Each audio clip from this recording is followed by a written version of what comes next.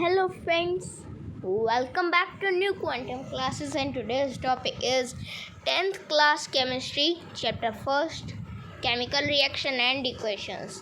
तो मैं आपको बता दूं कि आज हम पढ़ने जा रहे हैं 10th क्लास केमिस्ट्री की chapter 1 chemical reaction and equations. तो जैसे कि मैं आपको बता दूं कि केमिकल रिएक्शन एंड इक्वेशन में हमारे 20 क्वेश्चन हो गए थे। तो मतलब हमारे 20 क्वेश्चन हो गए थे। तो आज की वीडियो में हम करने वाले हैं 20 क्वेश्चन के बाद। लेकिन मैं आपको एक इम्पॉर्टेंट बात बता दूं कि अगर आपने हमारी वो वीडियो नहीं देखी है जो हमारे 20 क्वेश्चन हो चुके थे और ये नेक्स्ट वीडियो में है एंड आपके लिए स्पेशली हम बहुत सारे वीडियो बना रहे हैं, तो एक लाइक करना मत भूलिएगा एंड हमारे चैनल पे सब्सक्राइब कर दीजिए एंड आप बेल आइकन भी ज़रूर दबा दीजिएगा और अपने फ्रेंड्स के साथ तो इस वीडियो को ज़रूर शेयर कीजिएगा जिनको भी 10th क्लास की एग्ज़ामिनेशन का प्रिपेयर करना है। और मैं आपको बताऊं कि अगर आपने हमारी फर्स्ट वीडियो नहीं देखी है तो डिस्क्रिप्शन में जो लिंक दिया गया है आप देख सकते हैं।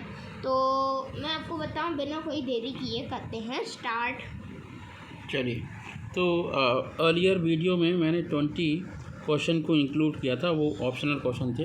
अब आपके लिए इससे आगे वाले सारे क्वेश्चन मुझे कराने, चाहे कितना ही टाइम लगे। मुझे अराउंड 60 क्वेश्चंस कराने थे, तो 40 क्वेश्चंस के आसपास आप मुझे और कराने, ठीक है। तो 40 क्वेश्चन को हम करने के लिए अब हम स्टार्ट करते हैं क्वेश्चन नंबर 21। अब तक हमने 1 to 20 क्वेश्चन कर लिए थे, ठीक है। तो अगर आपने पिछला वाला वीडियो नहीं देखा है तो उसे आप देख लें, जिससे आपको आइडिया हो जाएगा। और चैप्टर नंबर 1 है केमिकल रिएक्शंस एंड इक्वेशंस, ठीक है। तो क्वेश्चन नंबर 21 पढ़ते हैं। The ratio of hydrogen and oxygen in water by volume. Volume की अगर हम बात करें, वॉल्यूम की बात करें तो देखो, जैसे ये होता है आपका H2O फार्मूला, ठीक है।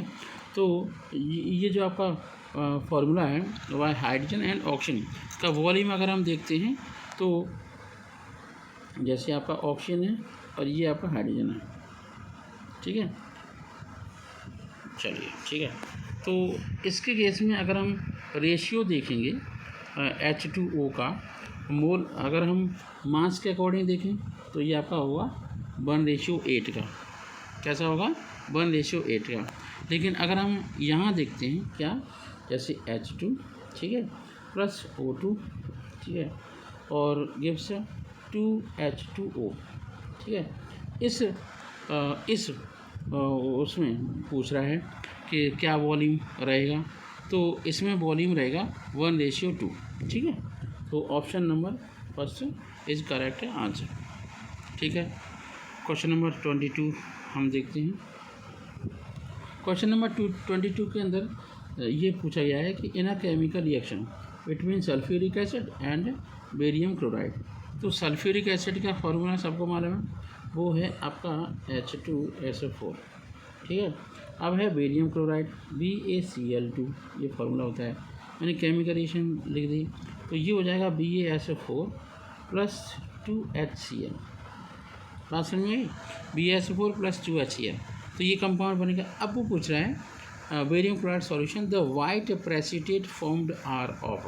जो वाइट प्रेसिपिटेट बन रहा है वो किसका बन रहा है? तो वो वाइट प्रेसिपिटेट बन रहा है बेरियम सल्फेट का, ठीक है। तो क्वेश्चन नंबर 22 का आंसर है B option. Next question number 23 में आते हैं।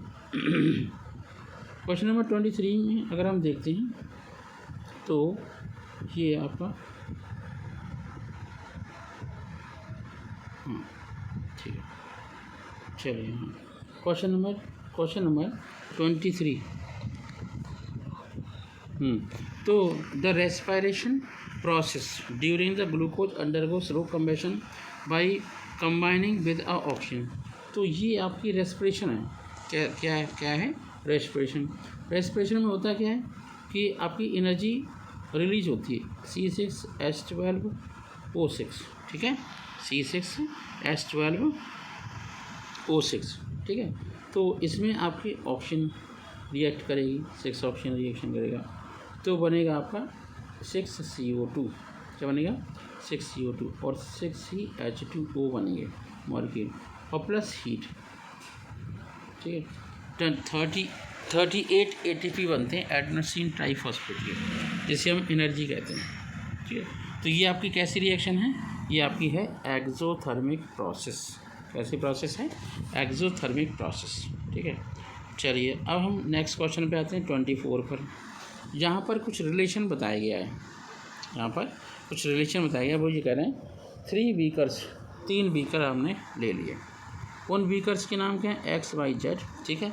Each contains 25 ml of water, सबके अंदर 25 ml ऑफ वाटर है। स्मॉल अमाउंट ऑफ NaOH डाल दिया वाटर में, ठीक है। फिर क्या किया, एनहाइड्रस CuSO4 डाल दिया और NaCl ऐड कर दिया बीकर के अंदर। तो वो आपके XYZ हो गए तीनों लेवल जो हम कर रखा है। अच्छा, it was observed that there was an increase in a temperature of a solution. जब कोई भी सॉल्यूशन का टेम्परेचर इंक्रीज होगा तो इसका मतलब ये है कि रिएक्शन हो रही है और वो एक्सोथर्मिक रिएक्शन है। अच्छा, contain beaker X and Y, मतलब X और Y की बात हो रही है। Whereas in case of Z the temperature remains unchanged, इसमें टेम्परेचर बिल्कुल भी चेंज नहीं होता है। इसका मतलब ये हुआ कि जो आपका NaCl है वो वाटर के साथ रिएक्शन नहीं करेगा। अगर रिएक्शन करेगा केवल घुल जाता है NaCl बस, ठीक है। तो which one of the following statement is correct, ठीक है। अब हम ये स्टेटमेंट देख लेते हैं कौन सा वाला करेक्ट होगा। तो यहाँ पर देखते हैं, चलिए। अब वो कह रहे हैं कि beaker X and Y exothermic reaction, beaker X and Y exothermic reaction, ये बात बिल्कुल सही है, ठीक है। Beaker X and Y endothermic ऐसा नहीं है, ठीक है। बीकर Z एक्सोथर्मिक रिएक्शन है ना, बीकर Z तो वो भी नहीं है। Beaker Z temperature remain unchanged, ये बात सही है। तो फर्स्ट और थर्ड जहाँ पर ऑप्शंस होंगे वही आपका करेक्ट आंसर है। तो इस क्वेश्चन का आंसर है आपका, ये आपका है आंसर C, ठीक है। चलिए आगे बढ़ते हैं। अब वो ये कह रहे हैं exposure of silver chloride, silver chloride धूप में रख देते हैं तो क्या हुआ, तो फोटोलाइटिक डिकम्पोजिशन हो जाएगा। During turns greyish due to, इसमें होगा क्या, फॉर्मेशन ऑफ सिल्वर, है ना, by decomposition of silver chloride. जब सिल्वर क्लोराइड AgCl है, ठीक है, और यहाँ पे लाइट लिख दो, लाइट होगी, ठीक है। इससे जो पदार्थ बनेगा 2Ag बनेगा, क्या बनेगा 2Ag और Cl, बात समझ में आ रही। तो ये कहानी। अब हम आगे बढ़ते हैं, ये रही क्वेश्चन नंबर 26। क्वेश्चन नंबर 26 में ये है कि MnO2 HCl के साथ रिएक्शन कर रहा है तो Cl2 गैस निकल रही है, क्या निकल रही है, Cl2। तो वो ये पूछ रहा है identify the substance oxidise in the above equation. तो कौन सा वाले पदार्थ का ऑक्सीडेशन हो रहा है ये चेक करना है, ठीक है। तो अगर हम दूसरे मेथड से निकालें, एक मेथड होता है कि यहाँ पर Mn का ऑक्सीडेशन नंबर +4 है, कितना है, +4, क्या हो रहा है, +4, ठीक है। वो ये कह रहे हैं identify substance oxidise in the above equation, ये हमें विचार करना पड़ेगा अबव इक्वेशन। तो ये बहुत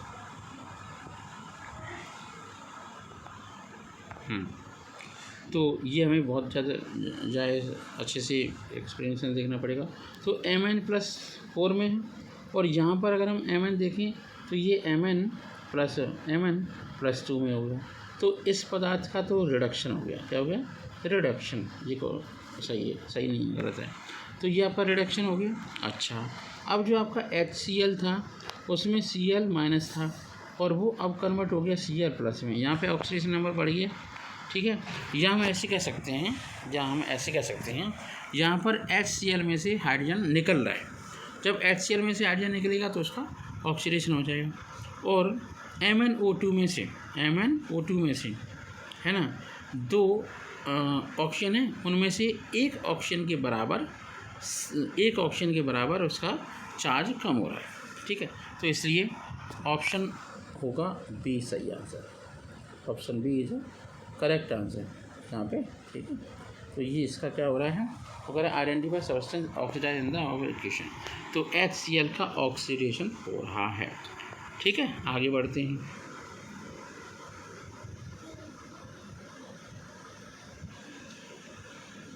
क्वेश्चन नंबर 27 देखते हैं, ठीक है। क्वेश्चन नंबर 27 में है the substance x is use white washing. तो वाइट वॉशिंग के स्टार्टिंग क्वेश्चन करें तो हमेशा कैल्शियम हाइड्रोक्साइड ही यूज होता है, ठीक है। ये आपका ब्लीचिंग पाउडर है जो आपके पानी वानी होता है उसके अंदर बैक्टीरिया वायरस को मारने के लिए काम में आता है। इससे स्लैग्ड लाइम बनाया जाता है। ये आपका लाइम स्टोन है, तो ये कैल्शियम हाइड्रोक्साइड है, तो ये आपका स्लैग्ड लाइम है, ठीक है। अब वो ये करेंगे white washing and is obtained by heating limestone in the absence of air of x. X में इसमें कौन सा पदार्थ है, तो सीधी सी बात है, ये रिएक्शन एक साथ होने वाली है। जब हम कैल्शियम कार्बोनेट को गर्म करते हैं तो कैल्शियम ऑक्साइड कार्बन डाइऑक्साइड बनता है। यही कैल्शियम ऑक्साइड और वाटर आपस में रिएक्ट करते हैं तो स्लैग्ड लाइम बनता है। और स्लैग्ड लाइम है ना, स्लैग्ड लाइम CaOH का होल ट्वाइस, ठीक है। ये CO2 के साथ रिएक्शन करता है तो फिर ये कैल्शियम कार्बोनेट की तरह ये कैल्शियम कार्बोनेट फिर बन जाता है। इतनी बात समझ में आ रही। तो ये है आपकी कहानी। तो option number C is correct answer, ठीक है। चलिए आगे बढ़ते हैं। Question number 28 chemical reaction does not involve. देखो कौन से वाली रिएक्शन में केमिकल रिएक्शन नहीं हो रही, तो formation of new substance having entirely different properties, तो ये तो केमिकल रिएक्शन का एग्जांपल है। Breaking of old chemical bond and formation new bond, ये भी केमिकल रिएक्शन का एक पार्ट है। Rearrangement of atom of reactant to form a new product, तो यहाँ पर भी ये गड़बड़ हो रही है। अब वो कह रहे हैं changing of atom and element into those of another element to few product, ऐसा कुछ नहीं होता है, ये तो अलग चीज़ है। तो ऑप्शन नंबर डी, ठीक है, is correct answer. Question number 29 देखते हैं। One of the following process does not involve in a chemical reaction. Chemical reaction में एक काम नहीं होता, क्या नहीं होता है, melting of bags when heated. तो ये आपका ये अभी एग्ज़ाम हुई है उसमें ये क्वेश्चन पूछा गया है। चलिए आगे बढ़ते हैं। क्वेश्चन नंबर 30 वो ये कह रहा है कि it is necessary to balance the chemical reaction to follow the law. Balance chemical reaction किसके आधार पर करते हैं, law of conservation of mass के आधार पर। किसके आधार पर, कंजर्वेशन ऑफ मास के आधार पर, ठीक है। क्वेश्चन नंबर 31 देखते हैं। क्वेश्चन नंबर 31, ठीक है। When Ag is exposed to air get a black coating of AgNO3। AgNO3 का ब्लैक कोटिंग आपको मिलता है, तो इसमें क्या लिया जाता है, क्या बनता है, एक्सपोजर। Ag इज एक्सपोज कुछ नहीं है, सिल्वर सल्फाइड बन जाता है। क्या बन जाता है, सिल्वर सल्फाइड, क्योंकि एटमॉस्फेयर में सल्फर डाइऑक्साइड होता है या नहीं होता है, कहाँ से आता है, ये जब हम फ्यूल वगैरह को जलाते हैं तो उससे निकलता है। Which one of the following is an endothermic process. किसमें एंडोथर्मिक प्रोसेस, देखो डायल्यूशन ऑफ सल्फ्यूरिक एसिड तो एक्सोथर्मिक प्रोसेस है। Sublimation of a dry ice ये हो सकती है आपकी कैसी प्रोसेस, एंडोथर्मिक।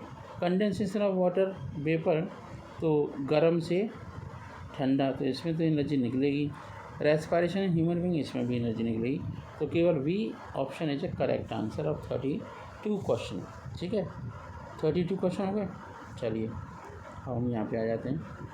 32 के बाद 33 क्वेश्चन हम देखेंगे। ये रहा हमारे सामने 33 क्वेश्चन। पढ़ते हैं, थोड़े बड़े बड़े क्वेश्चन हो गए। In the double displacement reaction between aqueous potassium iodide, तो मतलब ये हुआ कि जब Ki की रिएक्शन है ना किसके साथ हो रही है, PbNO3 के होल ट्वाइस के साथ हो रही है, ठीक है। A yellow precipitate of lead iodide is form, तो Pb है ना I2 बन रहा है, तो यहाँ कलर का फॉर्मेशन भी हो जाएगा। While performing the activity if lead nitrate is not available which of the following can be use in place of lead nitrate. ये एनसीईआरटी का क्वेश्चन है, एक बार क्वेश्चन क्लास में करवाया है। तो इसमें लेड एसीटेट हम ले सकते हैं, क्या ले सकते हैं, लेड एसीटेट, लेड नाइट्रेट की जगह पर। बात क्लियर हो गई। क्वेश्चन नंबर 34 देखते हैं। All the methods mentioned below can be use to prevent the food from getting rancid except. मतलब ये storing food in airtight container, storing food है एयर टाइट कंटेनर, इससे कुछ होने वाला नहीं है। एयर टाइट होगा तो बहुत जल्दी ऑक्सीडेशन भी हो जाएगा। स्टोरिंग फूड इन रेफ्रिजरेटर, इससे भी काम बनने वाला नहीं है। रेफ्रिजरेटर में रखने से क्या हो जाएगा, keeping the food in clean and curved containers, चलो साफ कंटेनर में रखना है। Always touching the food with the clean hand, ये इंपॉर्टेंट बात है। इतने सारे आपने प्रक्रियाएं कर ली, लेकिन ये दो बातें बहुत इम्पोर्टेंट थी। ठीक है, अब हम बात करेंगे क्वेश्चन नंबर 35 की। बड़े बड़े क्वेश्चन हैं। तो 35 में ये है कि rusting of iron involves a chemical reaction which is a combination of reduction as well as combination reaction, oxidation as well as combination reaction. मतलब rusting of iron combination reaction तो है ही, और इसमें ऑक्सीडेशन भी होता है। रस्टिंग ऑक्सीडेशन से ही होती है। वो कह रहे हैं when ferrous sulphate is heated strongly, मतलब FeSO4 स्ट्रांगली हीटेड होता है। Decomposition to form ferric oxide as a main product, तो फेरिक ऑक्साइड Fe2O3 बनता है। क्या बनता है, Fe2O3। ठीक है, चलिए विच ऑफ द तो वो कह रहे हैं कि accompanied by the change in colour, कैसा कलर हो जाता है, क्या हो जाता है, तो यहाँ पर ग्रीन टू ब्राउन कलर हो जाता है। ठीक है, फेरस सल्फेट को हम ग्रीन विट्रियोल कहते हैं। फेरस सल्फेट को क्या कहते हैं, ग्रीन विट्रियोल। ओके, चलिए विच of the following gases is used in the storage of a fat oil containing food for a long time. इसमें हम क्या करेंगे, हमें नाइट्रोजन गैस भरनी है बस। नाइट्रोजन गैस इनर्ट गैस होती है, ऑक्सीडेशन नहीं करने देती। तो जितने भी चिप्स या किसी भी टाइप के और भी पैकेट्स आते हैं उन पर उनके अंदर नाइट्रोजन गैस भरी रहती है। अंडरस्टैंड। चलिए इसमें डिकम्पोजिशन होता है। What type of chemical reaction take place when electricity pass through the water, तो इसमें इलेक्ट्रोलाइसिस होती है, थर्मल इलेक्ट्रोलाइटिक डिकम्पोजिशन के नाम से हम जानते हैं। चलिए select the oxidising agent for the reaction. Oxidising agent का मतलब है जिसका रिडक्शन हो रहा है। क्या हो रहा है, रिडक्शन। अब ये चेक करो किसका रिडक्शन हो रहा है। तो ये आपका I2 था, यहाँ पर इसका ऑक्सीडेशन नंबर 0 है, यहाँ पर I है, इसका ऑक्सीडेशन नंबर नेगेटिव है। तो I2 से I का इसका तो रिडक्शन हो रहा है। क्या हो रहा है, रिडक्शन। क्या हो रहा है, रिडक्शन। जिसका रिडक्शन हो रहा है वही आपका हो गया ऑक्सीडाइजिंग एजेंट। तो iodine is a oxidising agent in this chemical reaction. ठीक है, चलिए अब हम नेक्स्ट क्वेश्चन नंबर 40 देखते हैं। बहुत इंटरेस्टिंग क्वेश्चन है question number 40। A substance added to food containing fat and oils is called.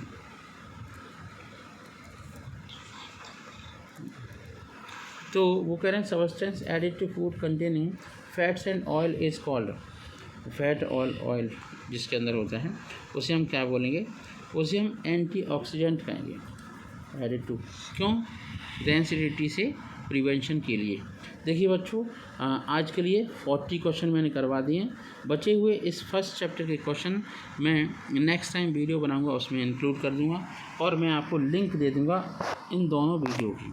तो फ्रेंड्स, आज की वीडियो में बस इतना ही था, लेकिन मैं आपको दोबारा से बता दूं कि अगर आपने हमारी पिछली वीडियो नहीं देखी है तो तुरंत इस वीडियो के डिस्क्रिप्शन में जाके आप हमारी वीडियो देखिए। एंड अगर आप हमारे चैनल को सब्सक्राइब करेंगे एंड बेल आइकन भी दबाएंगे इससे हमें बहुत ही ज़्यादा मोटिवेशन मिलता है। तो ऐसी तरह से हम आपके लिए नई नई वीडियोस बनाते रहेंगे। तो प्लीज़ लाइक सब्सक्राइब करना मत भूलिएगा, इससे आपके सारे के सारे डाउट क्लियर होते जाएंगे न्यू क्वांटम क्लासेस पे। तो आज के लिए था बस इतना ही और मिलते हैं नेक्स्ट वीडियो में, तब तक लिए बाय बाय।